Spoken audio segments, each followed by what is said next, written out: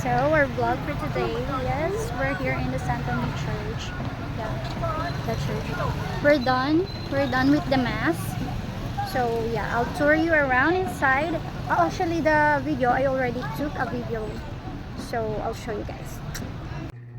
So yeah, we're already here inside of the Santa Maria Church. Yes, the church is founded in 1770, and there's my little princess. Say hi. Hi, yeah, this is my favorite church. Kuya Dandan is there. Look how big it is. Laki siya. And this is a tribute to the end of the cholera pandemic in 1889. So, you could, yeah, dito makakapag-pray din kayo.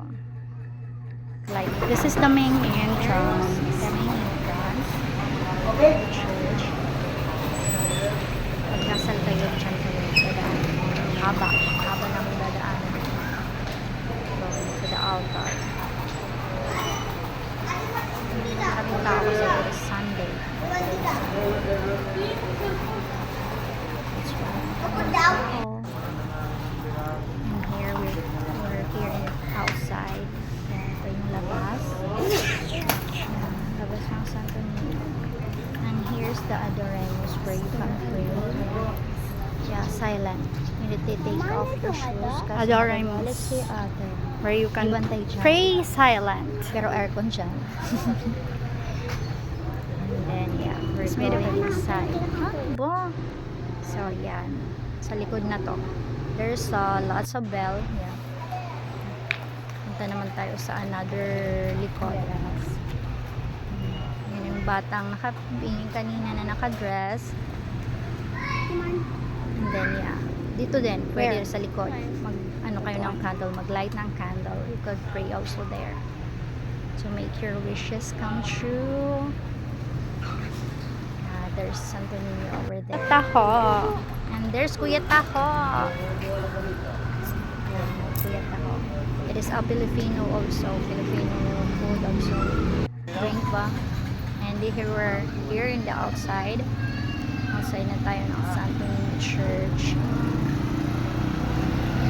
It's kind of dimmy kasi makulimlim. Kind of dark. Parang ulan.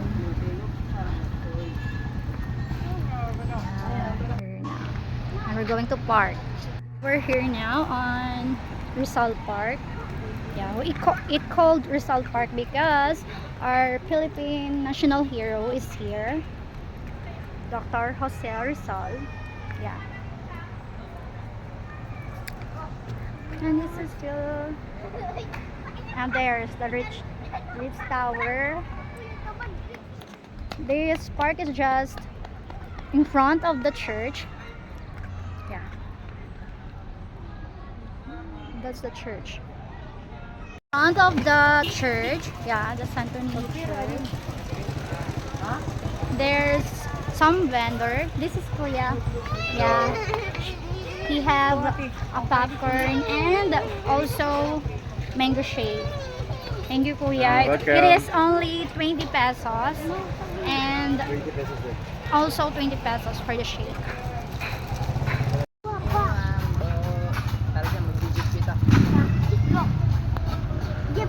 And then guys, in front of the church there are also Jamalin's flower. Yeah, this is Ate Jama. Hi, Ate. Hi. And they have candles. Yeah, I already bought. And yeah, look at the flowers, so beautiful. It smells good. Actually, may mga bees sila. Yeah, bouquet of flower. They also have what ano ni sampagita. Sampagita, and yeah. Si ate po ang gumagawa ng bouquet of flowers. So guys, pag gusto niyo umorder just on the top of the Jamalin's flower.